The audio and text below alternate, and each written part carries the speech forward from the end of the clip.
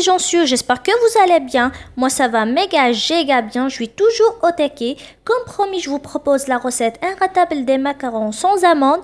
Comme vous savez tous, les amandes ne sont pas données à tout le monde. Alors quoi de bien que de remplacer les amandes par un autre ingrédient pas trop cher et qui se trouve dans vos tiroirs.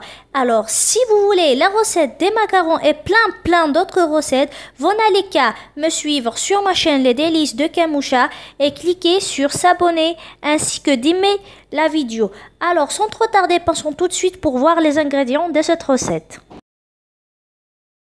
Donc on aura besoin de 70 g de farine, 70 g de sucre glace, 80 g de sucre en poudre ou bien sucre cristallisé et 60 g de blanc d'œuf. Donc pour commencer, je viens mélanger le sucre glace et la farine, tous ensemble. Donc pour le sucre en poudre, je vais l'utiliser pour réaliser la meringue. Voilà donc, à l'aide d'une cuillère, je viens mélanger les deux ingrédients. Voilà, la farine et le sucre glace. Après les avoir bien mélangés, je vais les mettre de côté et je vais fermenter mes blancs d'œufs.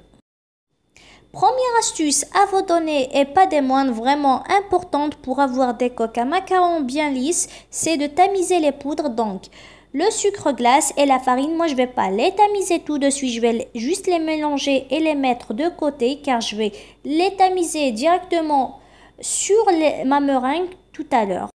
Donc en attendant, je vais faire monter mes blancs d'œufs avec le sucre en poudre. Donc c'est un grand débat de pâtisserie qui se répète tout le temps, c'est la meringue. Donc il y a deux écoles, la meringue italienne et la meringue française. Moi je vais utiliser aujourd'hui la plus facile qui est la meringue française. Donc là je vais vous expliquer pourquoi j'utilise cette meringue, parce que tout simplement c'est la plus facile, c'est la plus simple. Il suffit de faire monter les blancs d'œufs avec le sucre, avec un pétrin ou bien un batteur.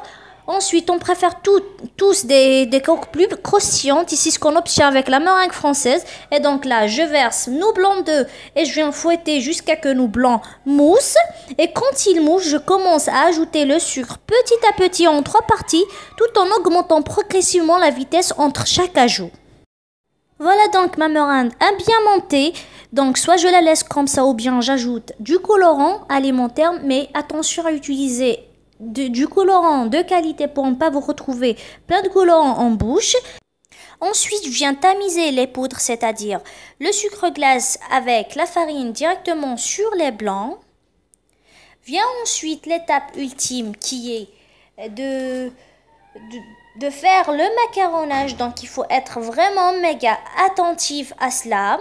C'est une étape ultime à réaliser. Donc il faut tout simplement écraser notre meringue contre les parois du bol de cette manière, tout en incorporant tous les ingrédients ensemble.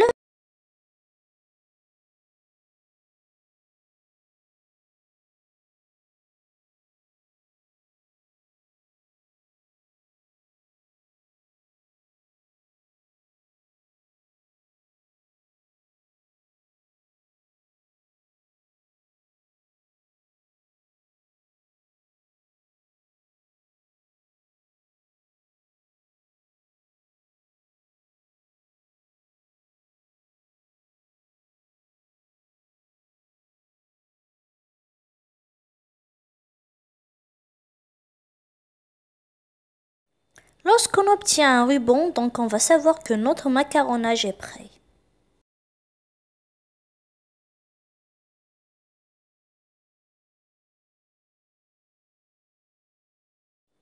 Donc là, j'ai utilisé une douille toute simple ronde.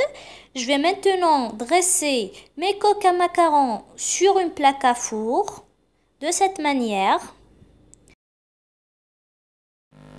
Donc là, avant de mettre au four, là aussi, je vais vous donner des astuces à suivre. Donc pour la première astuce, c'est de tapoter notre plaque. Cela va permettre de chasser les bulles d'air et de laisser vos coques plus lisses. Ensuite, là, je vais prendre du cacao avec lequel je vais saupoudrer sur les coques à macarons. Donc c'est juste pour donner un peu un côté plus marbré, original, ça change du classique. Voilà. Par la suite, je viens les laisser croûter environ une demi-heure, puis je vais les mettre à enfournir à 180 degrés sans oublier d'ouvrir votre four afin de laisser sortir un peu de chaleur. Voilà donc là pour garnir mes macarons, j'ai fait monter de la chantilly, du cacao et du yaourt au chocolat. Voilà. Je viens glisser de la crème sur la coque, puis je vais renfermer le tout de cette manière. Voilà, et nos macarons sont terminés. Voilà.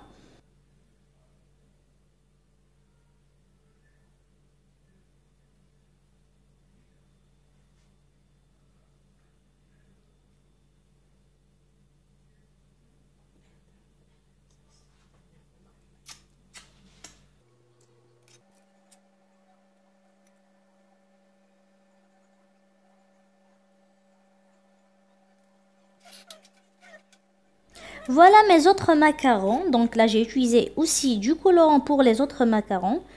Pour les garnir, je vais utiliser de la confiture aux fraises de la même manière.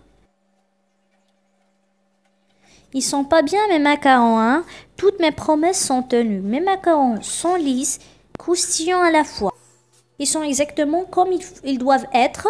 Franchement, la recette est à tester. J'attends de voir vos photos. Tout simplement, vous prenez vos macarons en photo, vous les postez sur Instagram avec le hashtag Kamecuisine ou bien les délices de Kamoucha. Si cette vidéo vous a plu, vous savez ce qu'il vous reste à faire. Abonnez-vous et likez. Moi, je vous fais plein de gros bisous. Ciao!